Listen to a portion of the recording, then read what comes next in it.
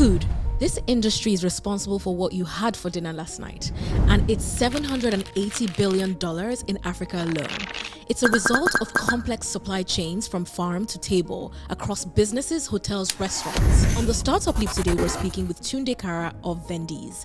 Tunde and the team at Vendease are disrupting this food supply chain space and bringing much needed technology, reliability, and finance to these supply chains. They've served over 135,000 farmers, deployed over $90 million since inception, and they've processed over 1 million tons of food, helping businesses save $10 million in food waste. So it helps to minimize waste and bring efficiency of that process where food moves from point of production on the farms, point of consumption.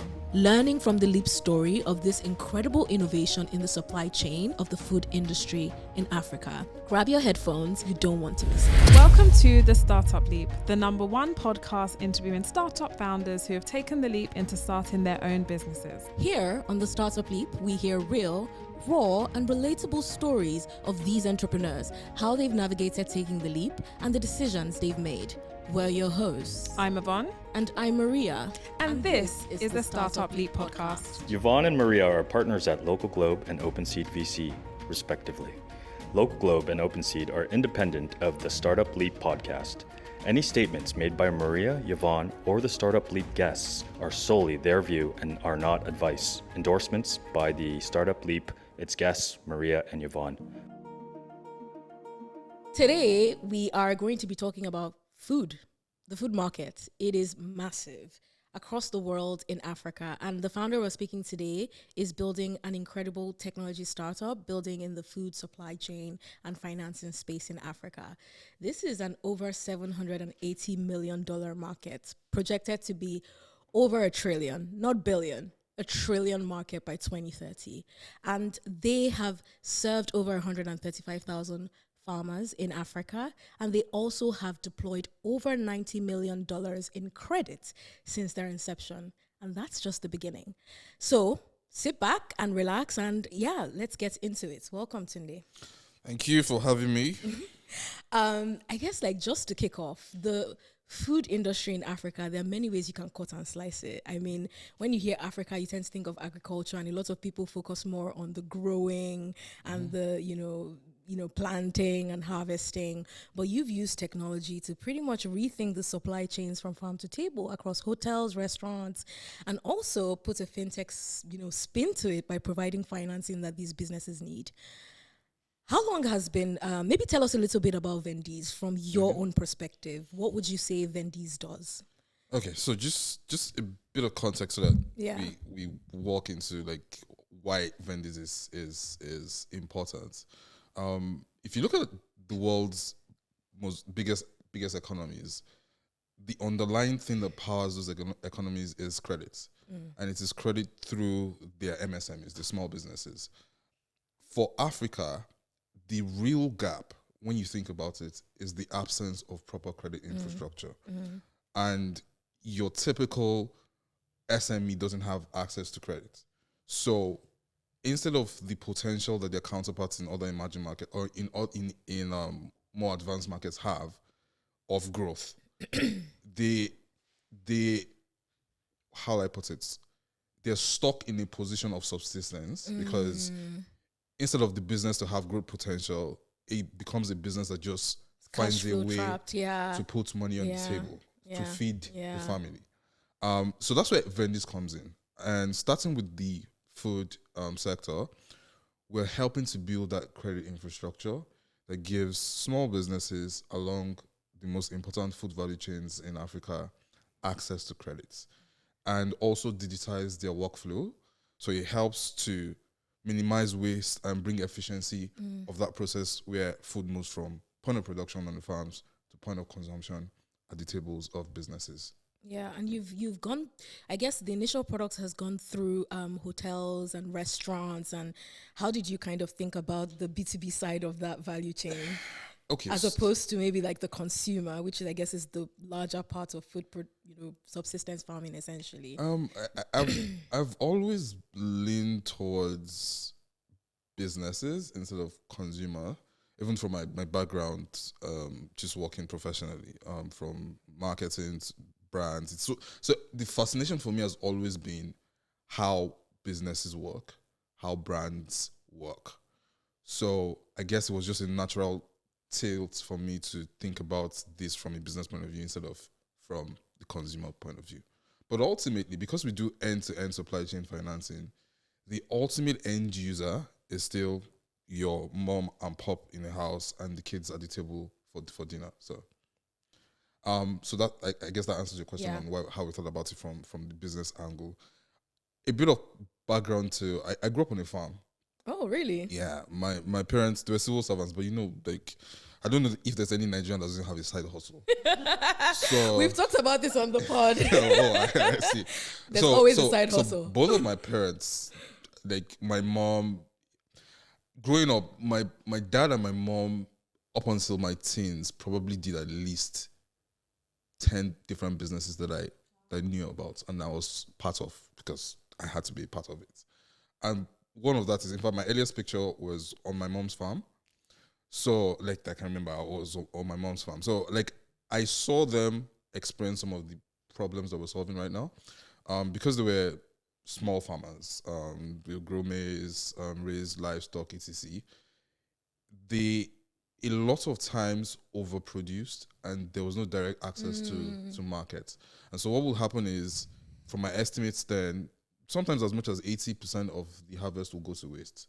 And then we'll have to give some to the neighbors and stuff because they couldn't find anybody to offtake them. The most ridiculous one that just got stuck in my head was we used to raise goats at some point. And goats breed very fast. And so very quickly, we had almost like 50 goats and there was nobody to sell them to. And so, it got to a point where, and you know, when you're raising animals, you have to deal with smell, you have to deal with all this noise. Our neighbors started to complain because it was becoming like a hazard for them. So my dad literally had to look for people to give goats to for free. And like, do you want a goat? Relocate them. So just leaving so much money on the table. And there's probably a cost of disposing them as well. Oh yes, huge cost because at some point we couldn't even dispose them. So we literally had to go and rent a like. So we fortunately for us we had like land that we're not using somewhere, and then we put them there, erected a new building. Even that one was not enough at some point. We had to. So like it was just a whole mess. So like that kind of stuck with me. And then when the Vendease idea started to sort of shape up. I have 3 other co-founders. My COO co-founder, he grew up on the other side of our initial marketplace because we started as a marketplace. His parents still did run restaurants and hotels in Akure in Nigeria. And he also, like he had the quote-unquote trauma of working with his parents, handling procurement for them before he went to uni. So he understood that problem of restaurants needing input for their business, like produce, etc., and not getting it on time or getting the quality they want or even being able to afford it sometimes. And so it was just like a natural blend of the right co-founders to do this, and I guess it just took off. Speaking of team, I know that one of your co-founders was your groomsman, and we've had a lot of guests on our show talk about, potentially having friends as team members, benefits and the cons of having that, right? So I'd love to hear about what you were thinking when you brought together the team. Obviously, this is like a highly fragmented space, and so the team is really important. How did you navigate coming together as a team? What was really important to you? Okay, so I'm one of those guys who believes in the supernatural. Take that how you will. So it wasn't really a bringing the team together as much as it was we just found ourselves and we just sort of fit into the right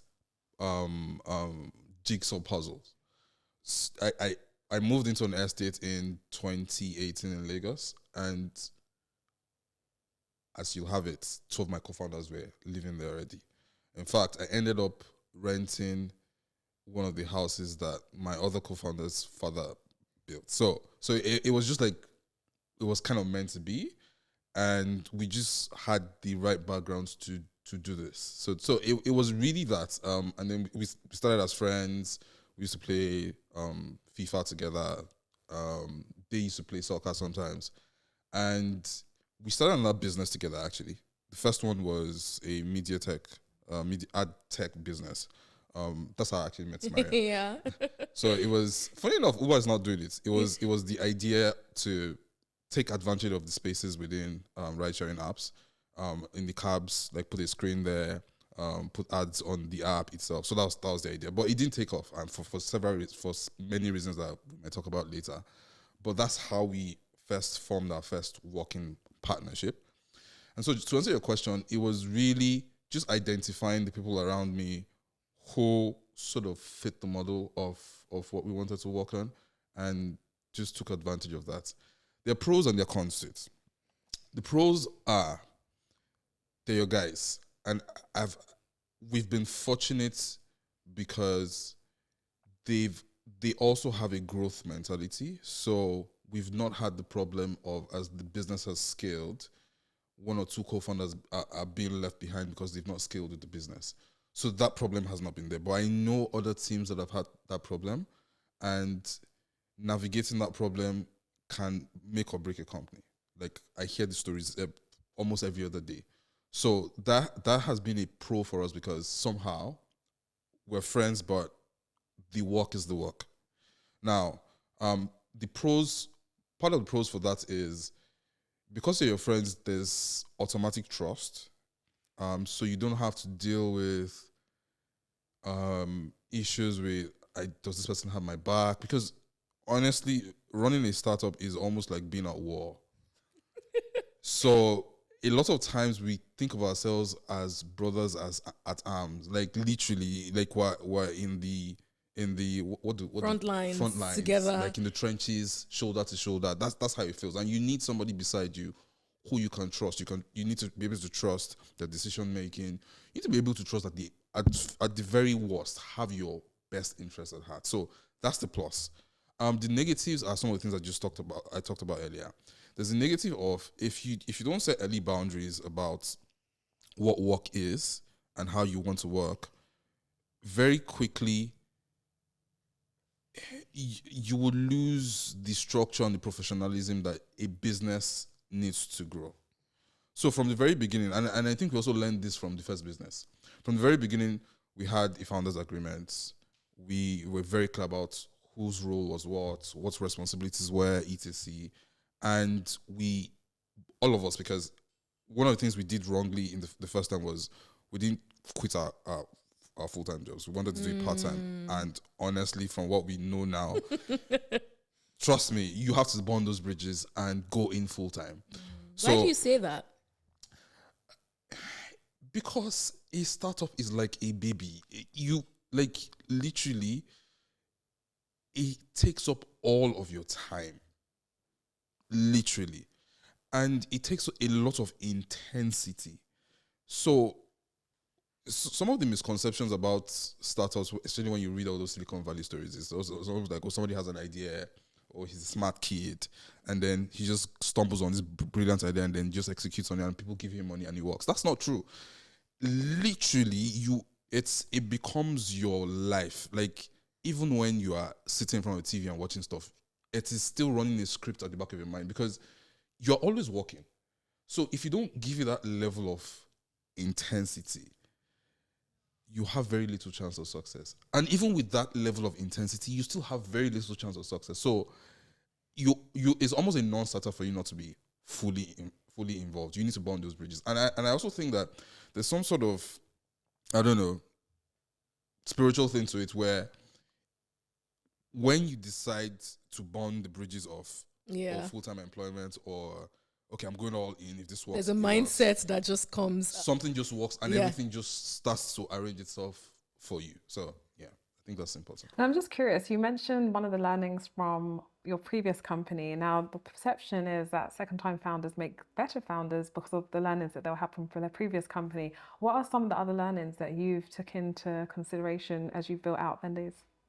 There's so many. Let me see. What are the most important ones?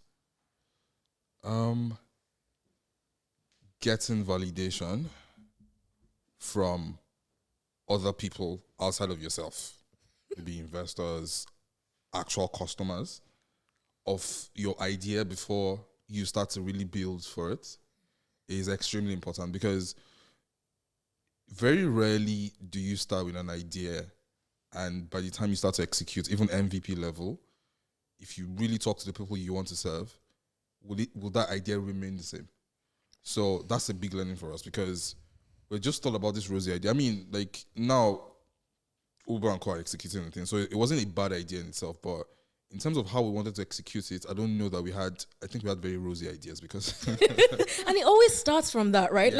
Ideas need to be lofty to start. They need to be in its raw form. Don't stop that process, but allow it to come close to the light of reality. Let's find the middle ground. So one important, if you want to take bullet points, I don't necessarily...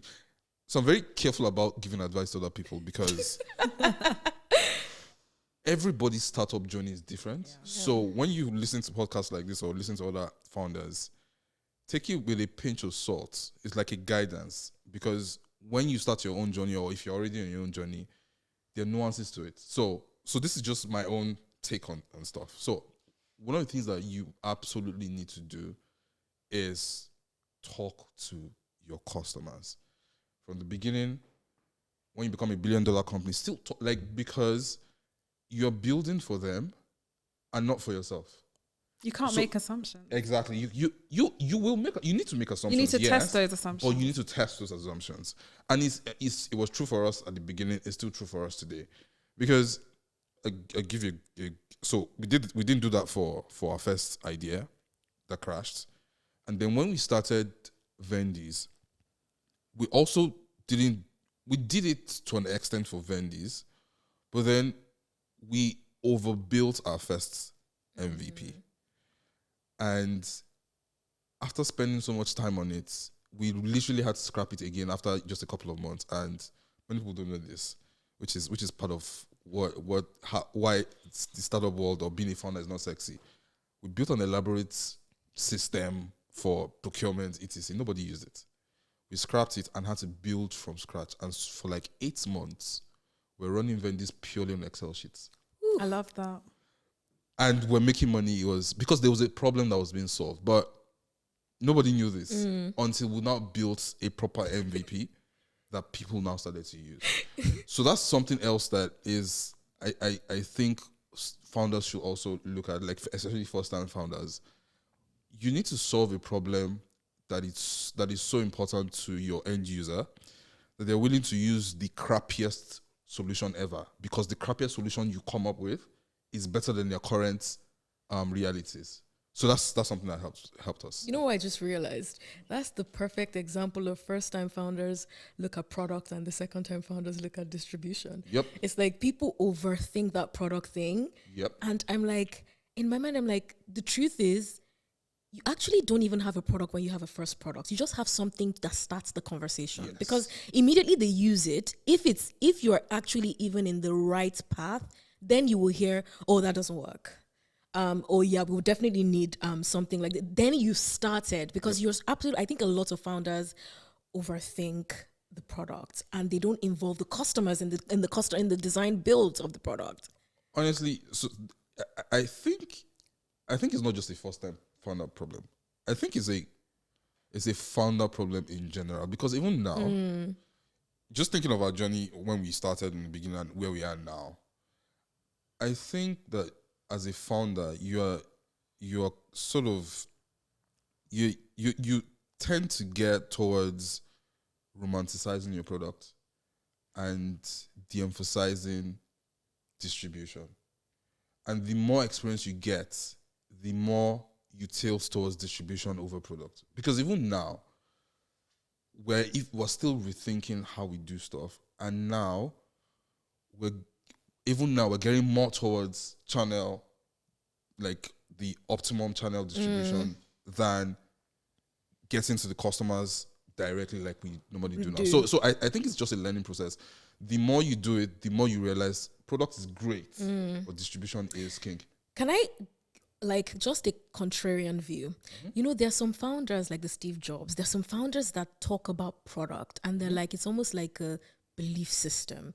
It's like you have to build something that, you know, people want, that looks beautiful, that, that's why you know, create. And it's like, there's that emphasis. And so I'm wondering, where does that start and where does it end? Because there is, an art to the form of building a product that people use, and it's such a great experience. Oh yeah, definitely. Where does it depend on business model? Like, for example, I'm like, some people are building like maybe consumer businesses. You were building the B2B space. Maybe B2B companies don't care that much about but can you really truly try to want to disrupt a company like a consumer company today, and you won't care about how your product looks? I don't know. I'm just trying to understand the nuance of. I think it's finding a balance. Okay. As with everything, like it's finding a balance between, and also what stage your company is at also matters. Just small anecdotes. I think about a year or two ago, we'd grown to a sizable scale, and I was going on about make mistakes, break things. I'm forgetting that Facebook slogan now. Move fast and break things. And then my co-founder, the CTO, just like during one of the meetings, just called me and like, see, I think we're past that phase now of move fast and break things, because you don't want to break things when you have things. At that point, I think we had like 3,000 restaurants on the about 2,000 restaurants on the platform. If we break anything now, we're affecting 2,000 businesses. So yes, we need to still move fast, but we need to temper it. So just to answer your question about, it depends on what stage you are at. There's a fine blend depending on your stage of product balance and distribution. Early stage, I'll give you an example. Even B2C, I think people over index for beauty and products, finance, all of those things too early when they don't have an actual product that people want. A good example of this is PiggyVest. When PiggyVest started, now they have millions of users. And who's PiggyVest for those who aren't? Well, PiggyVest is an African fintech that does. I hope I'm describing digital savings. Digital savings, like a digital savings a digital product. bank. Yeah. Well, not bank in itself, but a digital savings product for middle class Africans. So, and they've grown really big. Like I can't discuss their numbers here because I guess it was shown to me in confidence, but they have hundreds of millions of dollars in assets under management. So like, and they started how many years ago? Maybe like 7-8 years ago.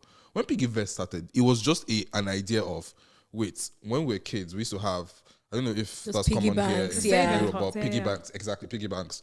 I think we used to call them colo. Colos, yes, colo. And they're like, we're now adults, we started working. What's the equivalent of a colo for your typical Nigerian early stage employee or mid stage employee? There was nothing like that, and that's how PiggyVest came up. It was not. It was a very. It was the app was, because I saw the early app. It wasn't great. So my point is, like, you need to first index for a solution that people would use even when it is scrappy, versus go all in to create a beautiful product that nobody ends up using. Yeah. I love it. Now, I'm just curious. I mean, I saw that, Vendease has been referred to as Africa's Amazon Prime for restaurants. As a market... No, let's get into that. I'm really curious why in terms of positioning, but then also, given that it's a marketplace, coming back to that MVP, how did you acquire those initial users, particularly small-scale farmers, being a highly fragmented market? Talk to us about the initial acquisition as well. Okay. I guess this is the 0 to 1 question.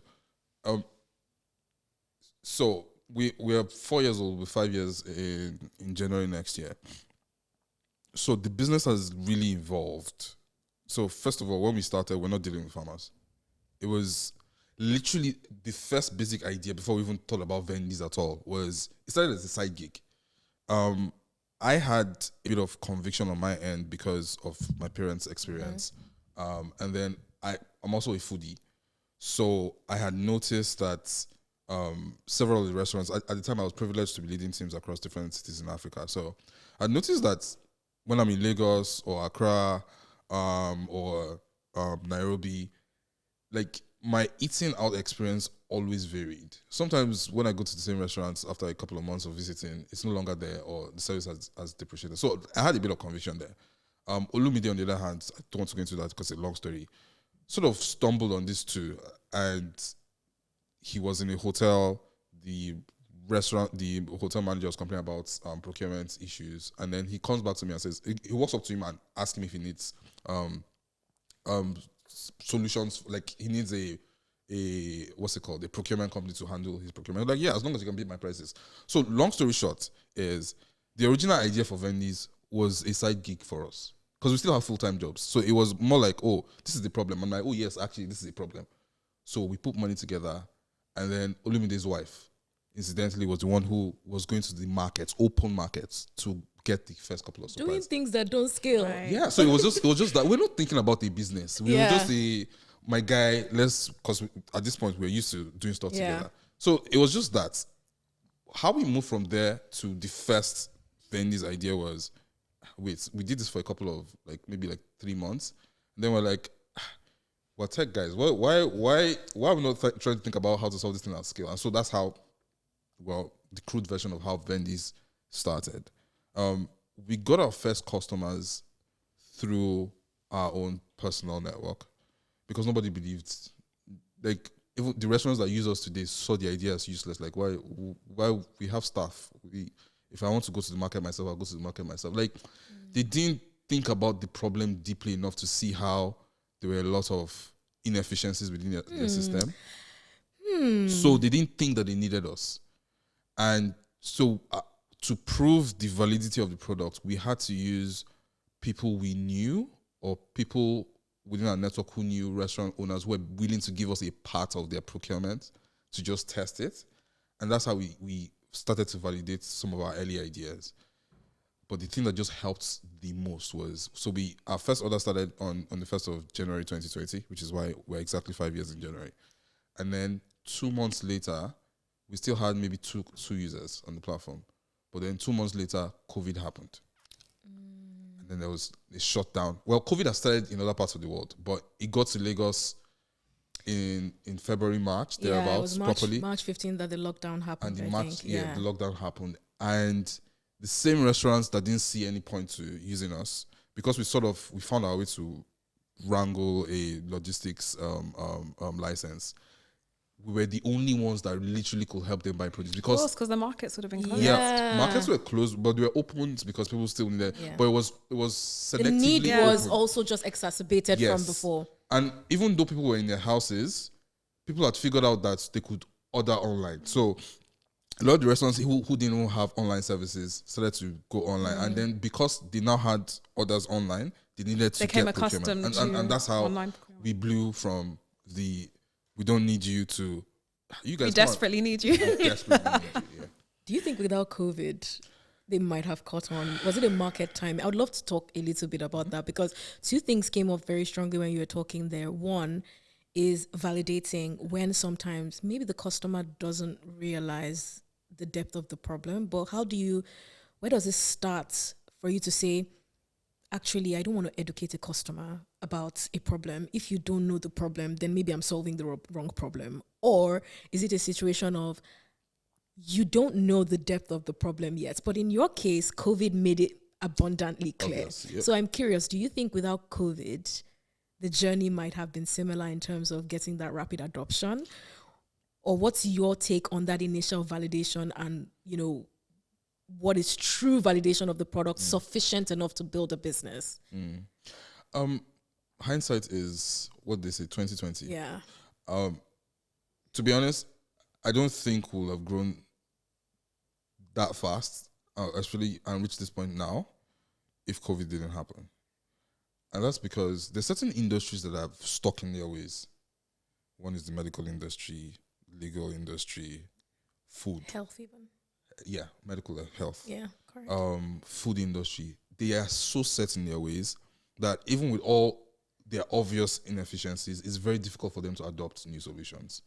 So we faced that uphill battle of trying to convince them that this tech was useful for them, but a lot of them didn't see it.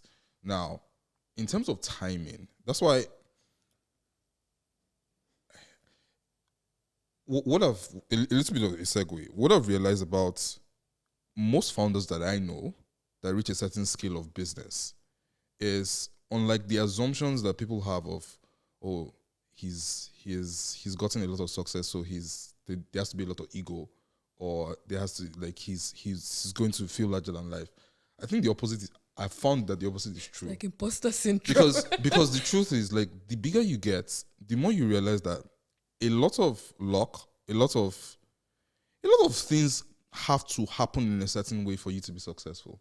So when you recognize that, it kind of humbles you. And then two, as your company grows, the more you know, the less you know. True. So that also humbles you, because like as you grow, you're learning new things that you're like, oh my God, how did I survive this without knowing this? And then you learn that, and then 2 weeks later, and I'm like, oh my God, how did I not know this? So it kind of humbles you. So back to your question, I think that timing is very important. For instance, like the Uber idea, the AdTech idea. It's so rampant now. It's so rampant now. It's so common now. But then nobody was doing it. Anytime I go into a cab and I see the screen, I'm exactly. like, and but this was early. It's early 20. This was like 2016. 15 or 16, thereabout. So timing also matters a lot for founders. So if anybody tells you, oh, like I'm such a whiz-kid, I just figured this out and then I just made it work, that's not true. Well, taking a slightly different direction, one thing I'm really interested in is 2020, article comes out saying every company is a fintech by Angela Strange. And we're seeing a lot of, fintech-enabled marketplaces. I'm just curious, when you set out to build Vendease, at what point did you think about embedding credit? Because obviously this comes with a number of benefits, such as, reducing friction. A lot of the, suppliers that you have on your platform, they may not have the ability to wait to buyers' credit terms and waiting times and so on. So I'm just really curious around, at what point did you decide to embed credit within your model? And how did you actually go about navigating that? Bringing on the expertise, raising debt? We're very naive in the beginning, and it's a good thing. I think we're still very naive now compared to where we're going. And from the very beginning, so I'll answer the Amazon Prime question even better now. From the very beginning, because we had like sort of vested interest in the solution being successful because of our backgrounds, we knew what the main problems were, or at least we suspected we knew. And what Vendease started out to solve was access to reliable supply. And with reliable supply, also timing was important, because the earlier example I gave of Olumide talking to that hotel manager, he was talking about an order he should have gotten weeks before. And if you understand Lagos very well, you're calling the supplier and it's like, I'm on my way. He's going to be on his way next for day. the next 2 days. Because what mostly likely has happened is he either maybe hasn't secured the supply, or someone has given him a better offer. So he's delivered to that one, and then he's now trying to sort you out with a separate. So they needed that, and which is why from the very beginning, our initial proposal to them was 48-hour delivery. Reliability, that's what we were selling. Yes, reliability for quality is etc. Another very key problem that we knew was a problem from the beginning was credit. Because part of what we had noticed was these businesses were living literally from quote and unquote paycheck to paycheck, because they had to tie down their finances to buy inputs or what's it called? They produce inventory ahead of time. And then by the time they're making their money back, they have to tie down the same income again. So we knew access to credit was important for them. But we thought about it as a value add, as a loss leading value add, instead of something to make money from. So maybe that was a good thing, because it helped us to focus on building an ecosystem that locked them in. And also gave you the data that you need to do better underwriting to kind of actually create defensibility on the credit piece. So for that's we started doing embedded banking from the very beginning. Like if you look at our earliest pitches, even to YC, etc., embedded banking was always there. We just didn't think about it as a revenue. But tell us how you actually did that. Was you working with another lender and writing it off their balance sheet? And at what point did you start writing the risk on your own balance sheet? So we were working off our balance sheet. So we, again, a lot of luck comes into play here, or background, etc. Somehow, even though we just started out at the time, we had access to pre-seed funding.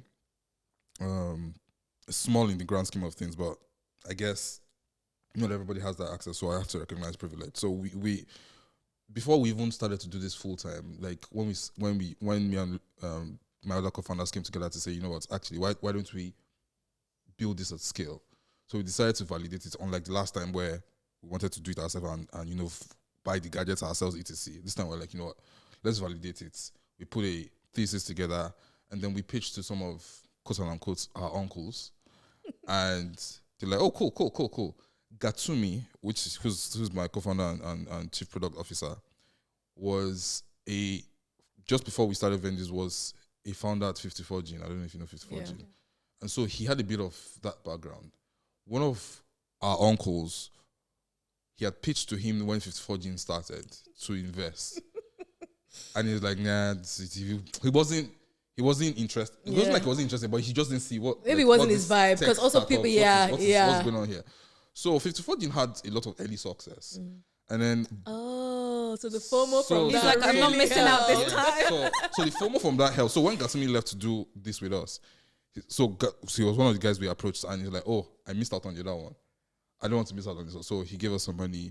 And then another, I don't know if they want me to mention their names, so I won't talk about their names, but they're pretty big wigs in the fintech space. So one of these other one who invested understands fintech, like well, you might know him, but he owns one of the oldest, if not the oldest fintech in Nigeria. So you can go and do your research.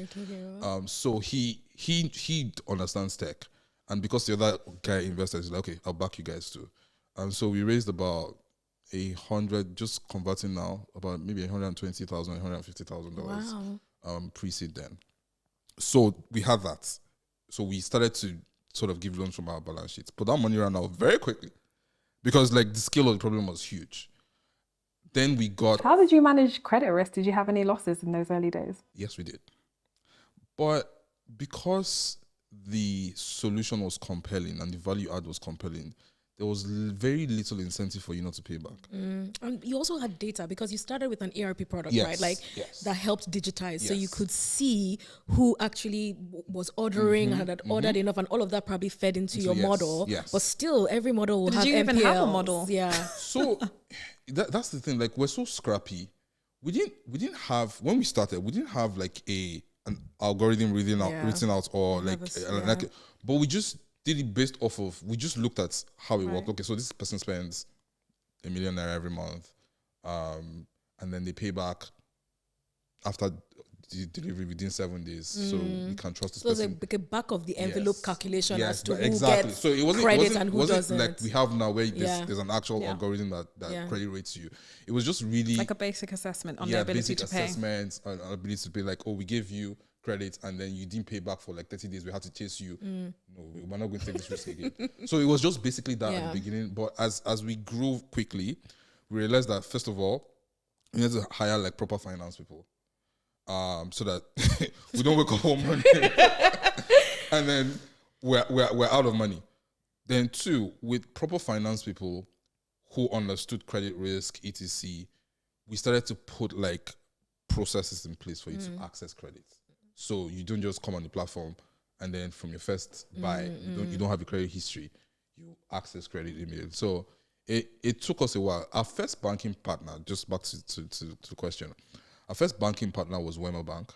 I'm giving people a lot of brand recognition here, so people should run my check for me. So Wema Bank was really helpful because, again, that comes down to a lot of luck and your network, etc. Because the then bank MD kind of knew us, and even though we didn't, like, we just started, like, so no cash flow history to be able to do like but credit. He just kind of staked his name on it and gave us, I think our initial credit was about 5 million naira. Useless in the grand scheme of things, but it helped us to start building that track record that we needed to access even more credit from the bank as we grew. So a lot of our first 2 to 3 years, we bankrolled from our books. But now that has flipped. So we now bankroll a lot of it, actually all of it now, through banking partners. Yeah, and it's $90 million so far. Yep. And I'm curious, just FX risk, because that's the thing about credit, right? Especially in a hyperinflationary market where there's high interest rates. and FX volatility. So how did you think about that? How do you think about that, especially as you start scaling the credit piece of the product? Okay, so we have. I'm not going to share those ones that are like, come and do the work and figure it out yourself. But we have operational mechanics and also tech that helps to mitigate some of those risks. Actually, mitigate all of it, so to speak. So both the FX rate. Do you get your credit in USD or Naira? So if you know how credit works, for the most part, and that's also something we're actively trying to change in the space. Yeah. Because just for if anybody wants to take anything away from here about what Vendease is doing, what Vendease is doing is we're trying to build like proper credit infrastructure that small and middle-sized businesses can use to access credit at scale. So we're also trying to change that culture in Africa with Nigerian banks, especially of you need 120% collateral before you can access credit. We can talk about this all day. And we've actually gotten a lot of success there. So what we're trying to build now is the normalcy of a small business, as long as the owners do not have some sort of criminal record or etc., can access credit. Like, good example, my wife did a master's here, and then after she was done, her husband is an entrepreneur, so she registered a company. And in like 2 weeks, she got a mail in the mailbox with an offer for, I think it was £20,000 of credit or so. I'm like, they don't know you're an immigrant. Why?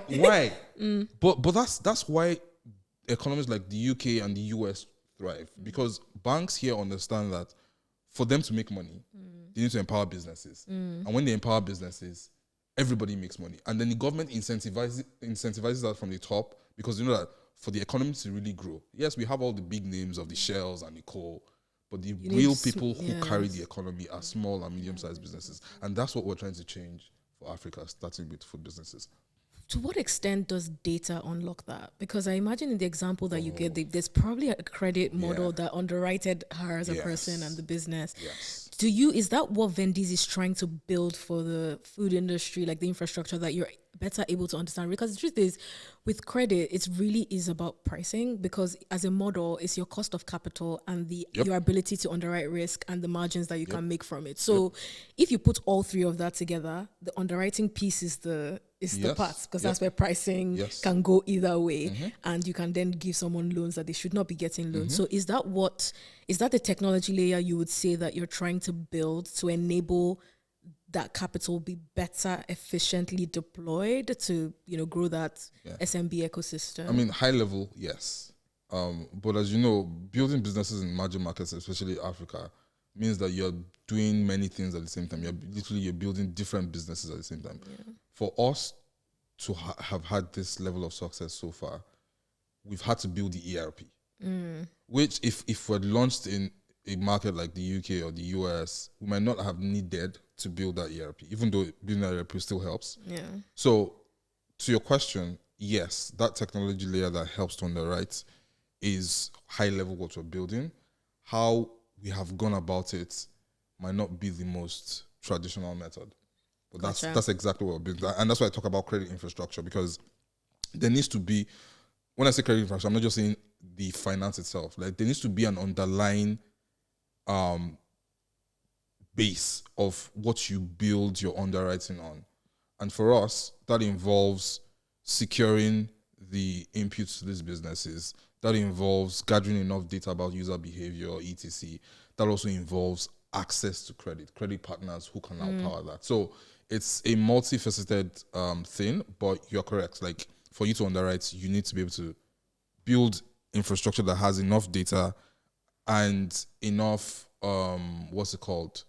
Yeah, I think data to underwrite the credit that your credit risk that you're trying to cover. Speaking of data, one thing I'm really curious about is your use of data today, because I'm assuming that a lot of what you do, being ERP, is predictive around inventory, procurement. And so to what extent have you leveraged AI in what you do, if you have at all? We're on the buzzword AI. I mean, we've got to mention it. Yeah. I mean, like any company that's not taking AI seriously right now is just kind of writing their death warrant, because like you'll be dead very quickly. So yes, incidentally, so this is why I like to think about a lot of things as serendipity, like stuff just happens, because my co-founder and CTO, Wale, before he joined us, used to run his own business, and he was a consultant for IBM on their Watson product. Okay. So from the very beginning, we're very machine learning conscious. From the very beginning, I mean, nobody was calling it AI then. Like it was machine learning. Yeah, so from the very beginning, and that's what influenced some of like how we underwrote credit, how we. So there's a lot to like, and I like it this way because it doesn't put too much attention on or give us too much pressure.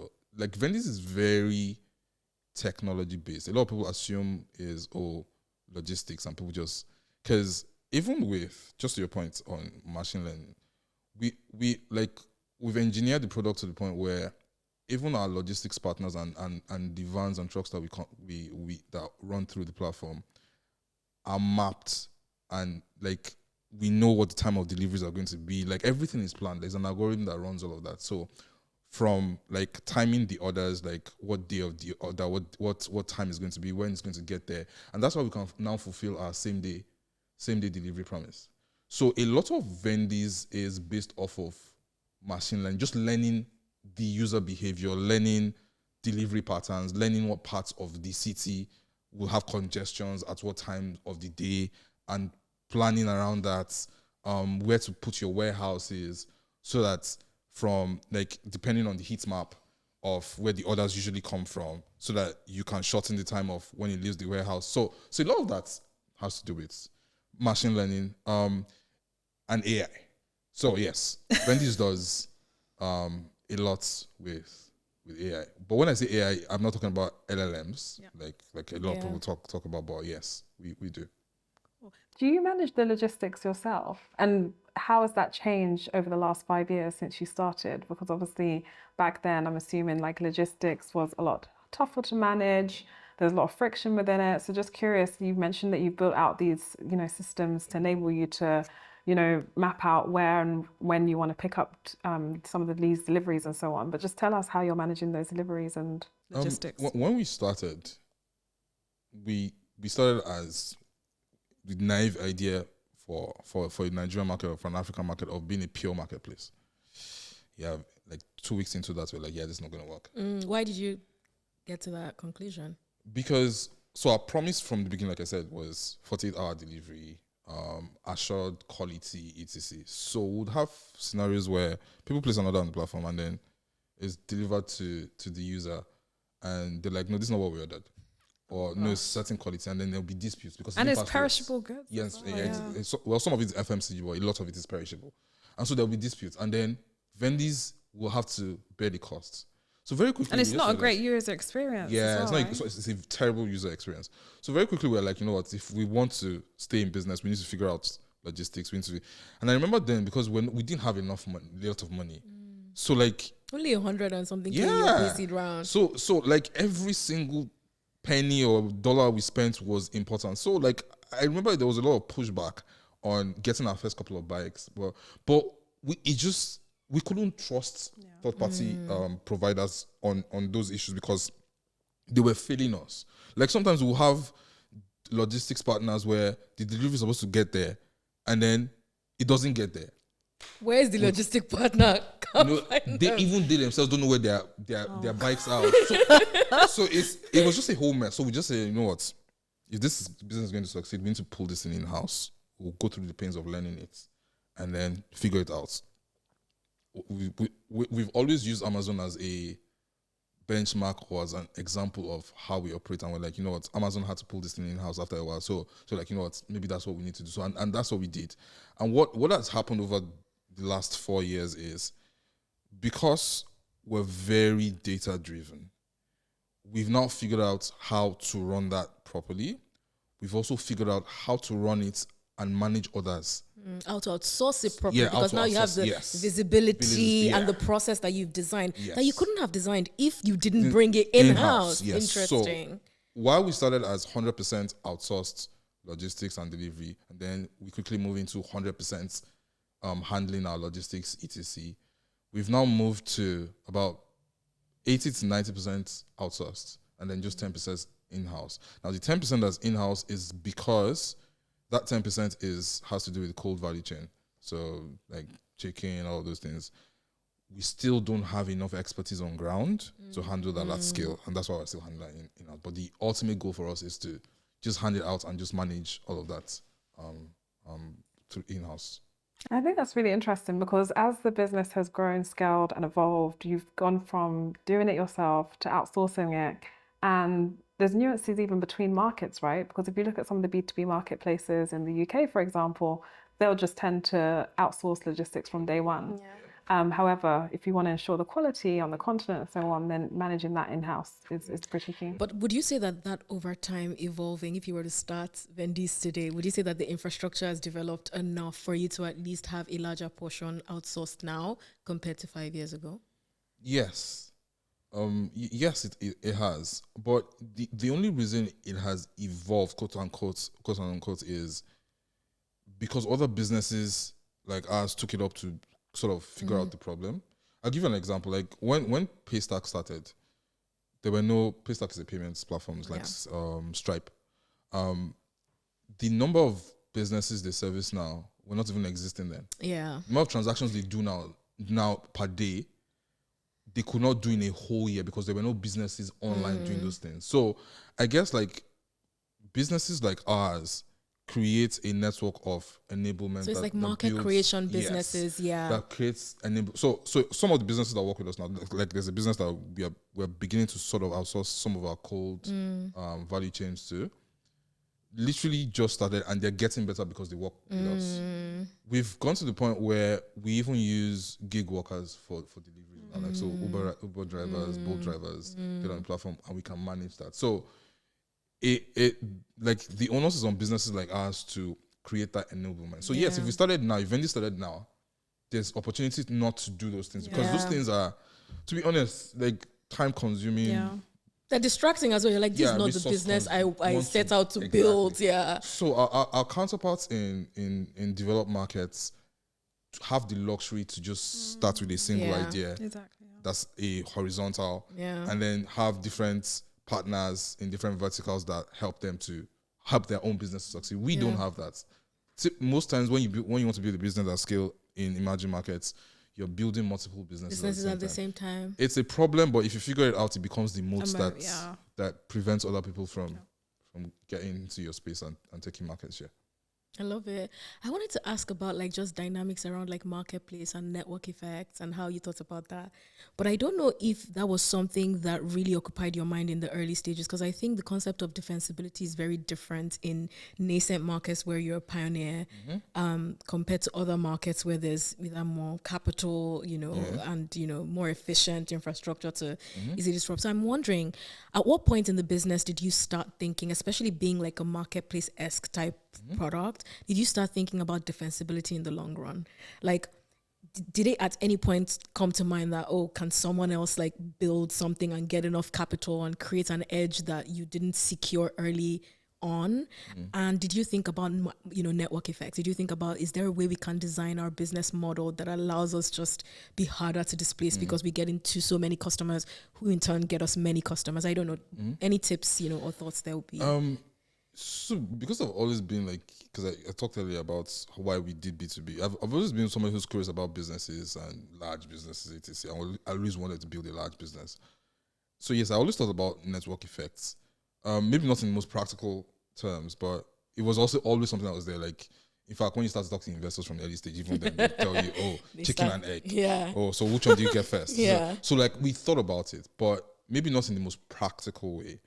I think, to your point, when we actually started to execute on Vendease, it was more of a, we tried this, it doesn't work. It was just doing what works and then just going with it. Because when we started and we're thinking about it academically, okay, so who do we go for first? Should we go for the suppliers so that we can get the users? And then as that grows, the multiplier effect starts to... At the end of the day, when people ask us how we solve that problem, I can't really say, because I think both of them just sort of figured themselves out. Because when we first approached the suppliers, we couldn't get credit from them because who are you? Where are you coming from? Why should we give you our products on credits? Why should we give you special discounts, etc.?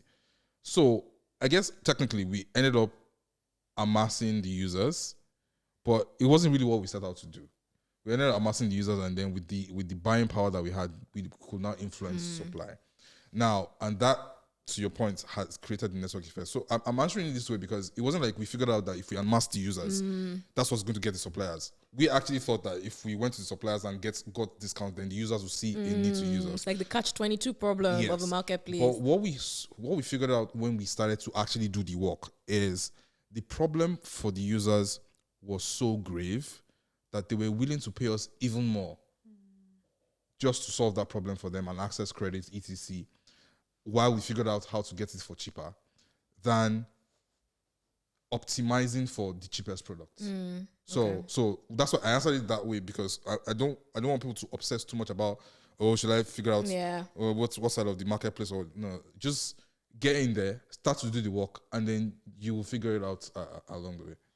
And to your point about the multiplier effects, as we gathered more users, we got more credit from and discounts from the suppliers, more users saw the value, and then ripple effect, like it just, and then word of mouth, it just, like everything just kind of spiraled.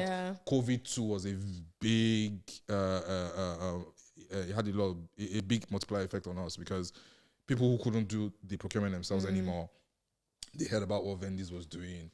Okay, let's try it. You try it. You have a restaurant friend who also is having the same problem. We didn't do any marketing in the beginning. Really? Zero. Wow. And in our first year, without launching publicly, we only launched after we go into YC.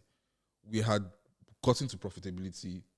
We're from the very beginning, because we didn't have money. We always it was top of mind. Top of mind. Like, we needed to make enough revenue to pay the rent. We needed to make enough revenue to pay staff. Even though as founders, then we're basically earning nothing. But that needed to keep going. So, and by the time we did that for like 7 or 8 months, we broke even and we were profitable. So that had always been like top of mind for us. Like, it wasn't we didn't have $1 million to just be throwing about.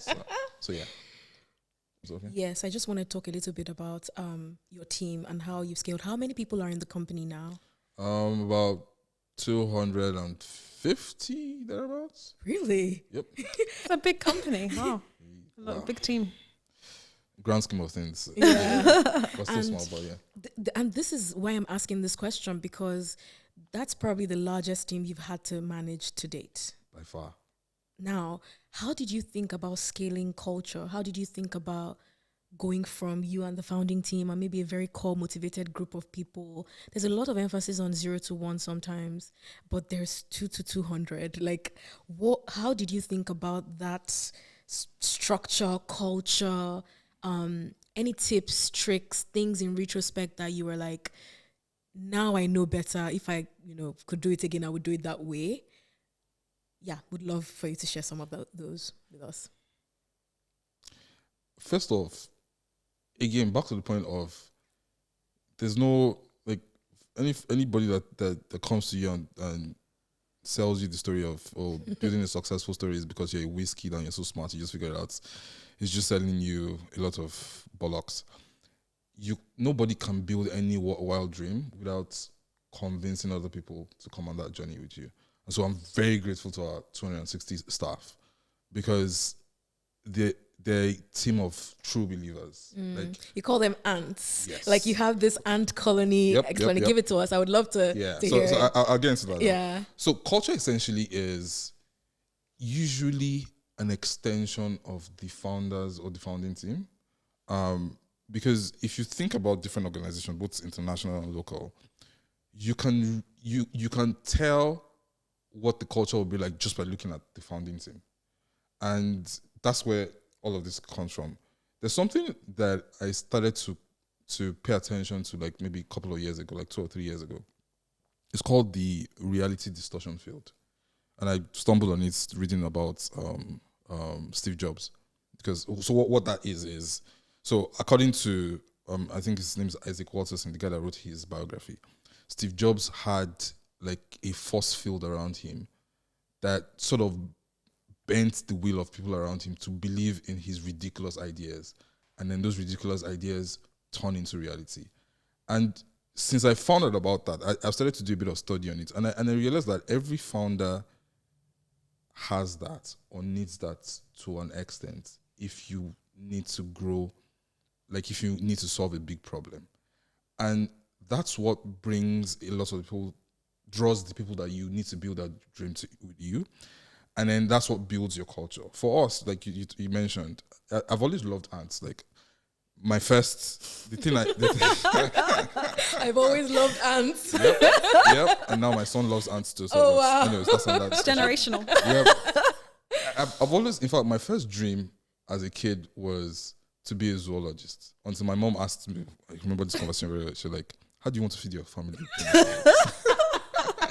And quickly, because money was very important for us growing up. So very quickly, I disabused my mind of it. But I still loved insects especially, but animals in general. And so, like, when we started Vendease, we're just thinking about like how do we create a culture of people who are working as a team, and even though we're small at the time, who were ready to take on the world's biggest problems.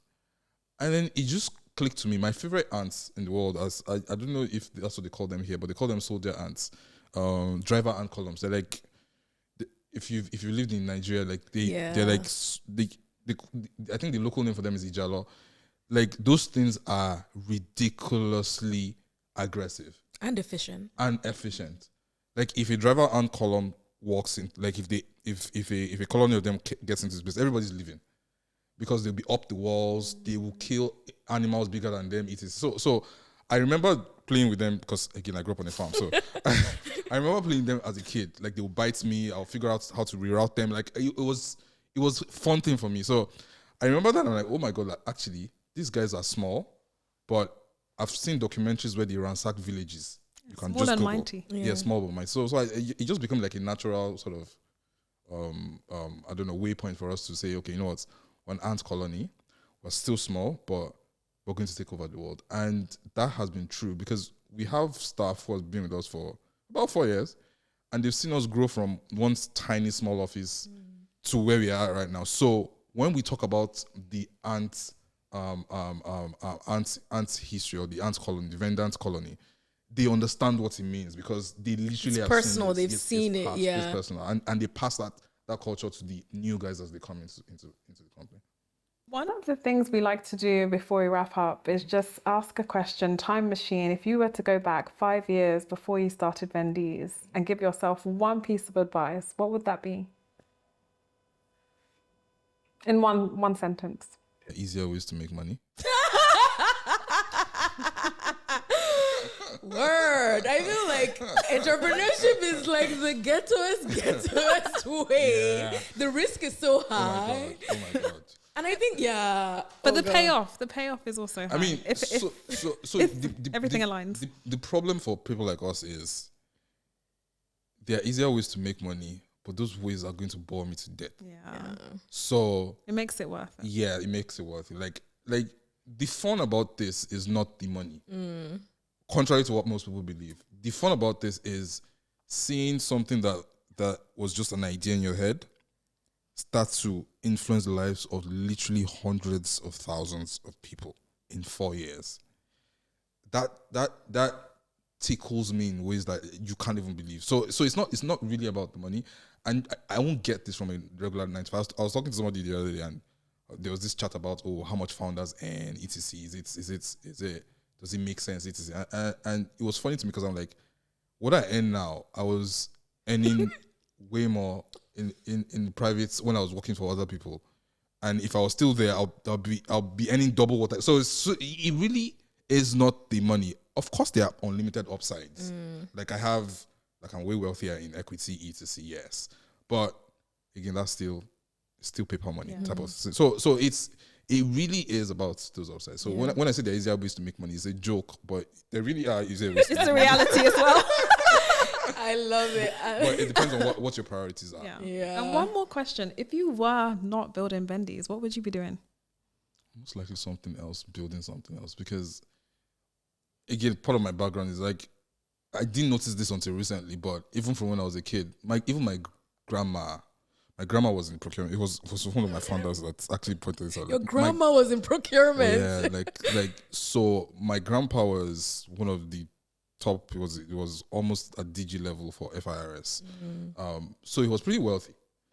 My grandma refused to be a stay-at-home wife. She was one of the biggest distributors of, I don't know if you know the Ibro family, of fish, because they like it. So, and then she also used to distribute, because I remember some of they're very foggy memories, but I remember going with my grandma to nightclubs at night. And that's the sentence combination I did not think was going to happen. And then we're there because you know how certain memories just stick in your head? Yeah. We're there to deliver drinks, alcoholic drinks. I don't know how appropriate that was. But I actually didn't remember. Those are part of my early memories. So I guess it's always been part of me. So you have to build. Like you can't not build. So you wouldn't go into employment or something. Yeah. When I was at Ringgit, I started a company within the company. So I'm just that person. Yeah. So if I wasn't doing Vendis, I'd probably be doing something else. And just looking back at your journey, are there any resources that you've used, books that you've read that really stood out to you? Well, this is probably controversial. Oh gosh. This is probably controversial because a lot of people have really, what's the word now, poo-pooed this book. Yeah. But honestly, if I pointed to one book that's not religious, that influenced my career as an entrepreneur, it is Rich Dad Poor Dad. Really? Yep. Interesting. Okay. A lot of people now, Robert Kiyosaki has a lot of... Yeah, he didn't age like that. That didn't age well. But for some reason... It was so inspirational at the time. But for some reason, the book those is still really principles impactful, right? Yeah. work. Yeah. Other people's time, other people's money. It's a book that my kids are going to read. Yeah. Rich Dad Poor Dad, the cash flow quadrant. Yeah. The principles, I don't know where he got them from because obviously now it turns out that there was no Rich Dad or any Poor Dad. It was just dads. But wherever he got those principles from, God bless him because they actually do work. Yeah. So ignore the messenger, focus on the message. I love it. Amazing. Thank you so much for joining us. Tuning into another episode of the Startup Leap, TSL for short. Leave a review. Tell us what you think of this episode on all our platforms at the Startup Leap Pod. Do you have a question? Ask us and we'll ask our guest. Go to thestartupleap.io. See you next time.